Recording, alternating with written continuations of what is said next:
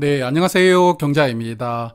올해 첫 번째 코스피 종목이었던 APR 조금 전에 청약이 마감되었으니까요. 결과를 간단하게 정리를 해보겠습니다.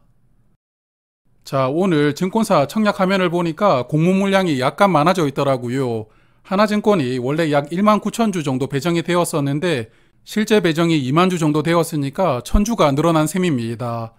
그래서 우리 사주에 배정했던 물량이 약간 미달되었다는 것을 알 수가 있었습니다. 그러므로 우리 사주 물량이 얼마나 미달되었는지 말씀을 드려볼 텐데 먼저 공모주 배정 시스템을 잠깐 설명드리고 가겠습니다. 일반적으로 공모주는 모집 수량의 25%를 일반 투자자에게 배정합니다. 그리고 기관 투자자에게 75%를 배정하는데 우리 사주 조합에 최대 20%까지 배정을 할 수 있거든요. 그러므로 APR처럼 우리 사주 조합의 20%를 꽉 채워서 배정을 했다면 기관 투자자에게는 55%만 배정이 되고요. 우리 사주 조합에 10%만 배정했다면 기관 투자자에게는 65%가 배정됩니다. 그런데 우리 사주에 배정했던 물량 중에서 직원들이 다 소화를 하지 못하고 미달이 나오는 경우가 있습니다. 그런 경우에는 미달 물량을 일반 투자자와 기관 투자자에게 추가로 배정을 하게 되는데요. 둘 중 어디에다가 추가로 배정해 줄지는 주관사 마음인데 일단 일반 투자자에게는 최대 5%를 추가로 배정을 해줄 수가 있습니다. 그래서 이번 APR의 경우에는 원래 일반 투자자에게 약 9만 5천 주가 배정이 되었었지만 우리 사주 물량이 많이 미달이 되었다면 최대 30% 비율로 11만 3,700주까지 배정될 수가 있었고요. 그리고 나머지 미달 물량은 기관 투자자에게 추가로 배정될 수가 있는 이러한 룰을 가지고 있습니다. 자, 그래서 APR은 신한투자증권이 약 8만 주가 배정이 되었고 하나증권은 약 2만 주가 배정이 되었으니까 원래 배정 수량보다 5천 주 정도 추가되었습니다. 그래서 일반 투자자에게 26% 비율로 배정된 것이거든요. 그러므로 일단은 우리 사주 물량에서 1% 정도인 약 5천 주 정도가 미달이 되었고 이 물량을 일반 투자자에게 추가로 배정을 했다. 이렇게 이해를 해볼 수가 있습니다. 하지만 혹시 기관 투자자에게 추가로 배정했을 수도 있으니까요. 청약이 끝나고 나중에 배정 결과를 봐야 정확하게 알 수 있습니다. 그래도 일단 현재로서는 우리 사주 물량 대부분은 직원들이 소화를 했고 일부 5천 주 정도 미달이 나왔던 수량이 일반 투자자에게 추가로 배정이 된 것이라고 판단하고 있습니다. 그리고 청약하기 전에 말씀을 드렸지만 이번 APR 직원들은 1인당 배정 수량을 모두 청약을 하려면 증거금이 약 4,500만 원이 필요했었는데요. 회사가 설립된 지 이제 10년 정도 되었기 때문에 아마도 근무하는 직원들의 나이가 그렇게 많지 않을 겁니다.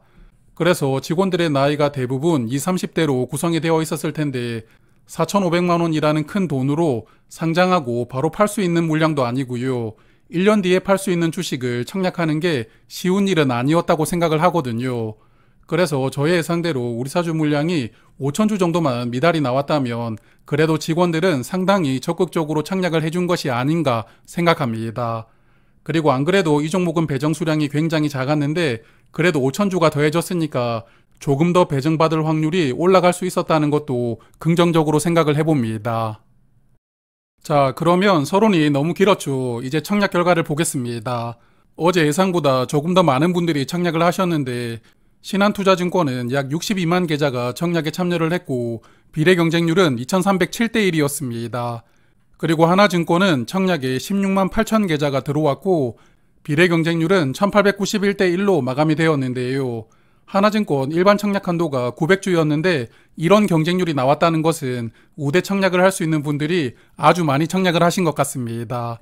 그래서 APR은 두 증권사 합쳐서 약 79만 계좌가 참여를 했고 증거금은 약 14조 원으로 마감이 되었습니다. 그래서 균등 배정은 어제 예상했던 것보다 조금 더 확률이 내려갔는데요. 신한투자증권은 배정받을 확률이 6.5%이고 하나증권은 5.9%입니다. 그나마 신한투자증권으로 청약하신 분들은 받을 확률이 조금 더 높기는 한데요. 저는 어제 코셈 배정 확률이 18%였는데도 청약했던 계좌 모두 균등이 꽝이었습니다. 그러므로 APR도 당연히 꽝일 것이라고 생각은 하지만 그래도 혹시 배정을 받는다면 올해 운은 여기다가 다 썼다고 생각하려고 합니다. 자, 그리고 비례 배정이 관건인데 일단 청약 단위가 촘촘하고 최소 청약 수량도 10주밖에 되지 않았기 때문에 546입이 아니라 7입 이상부터 배정되지 않을까 생각을 해보았습니다. 그래서 7입 기준으로 말씀을 드려보면 신한투자증권은 비례 경쟁률이 약 2300대 1 정도였으니까 커트라인으로 1700주를 예상을 해보았습니다. 그리고 일반 청약 한도였던 5000주를 청약하셨다면 비례로는 2주 배정되고요.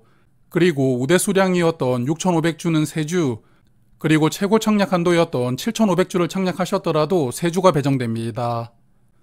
그리고 하나증권 비례 경쟁률이 1891대 1이었으니까 일반 청약 한도였던 900주는 배정받지 못한다고 생각합니다. 그리고 아마도 1400주를 청약했다면 0.74이니까 비례 배정 커트라인으로 한 주 받지 않을까 생각을 해보았는데요. 여하튼 제가 말씀드린 것은 어디까지나 예상일 뿐이니까요. 비례 청약을 하신 분들은 긍정적인 마인드로 내일 결과를 기다려 보시는 게 좋을 것 같습니다. 자, 그러면 마지막으로 파킹 통장 이자 비용을 체크하고 마무리하겠습니다. 신한투자증권은 2300주당 비례 한 주를 받을 수가 있었는데요. 증거금은 약 2억 9천만 원이 필요했습니다. 4일간 이자 비용은 약 9만 3천 원 정도 되고요.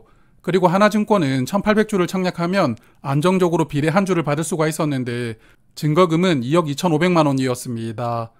그리고 4일간 이자 비용이 약 7만 3천 원 정도 되니까 비례 청약하신 분들은 참고하시길 바랍니다. 자, 그러면 오늘은 여기까지 말씀을 드리겠습니다. 그리고 내일은 다음 주에 청약하는 스펙 2종목을 정리를 할 테니까요. 저는 내일 저녁에 다시 뵙도록 하겠습니다. 고맙습니다.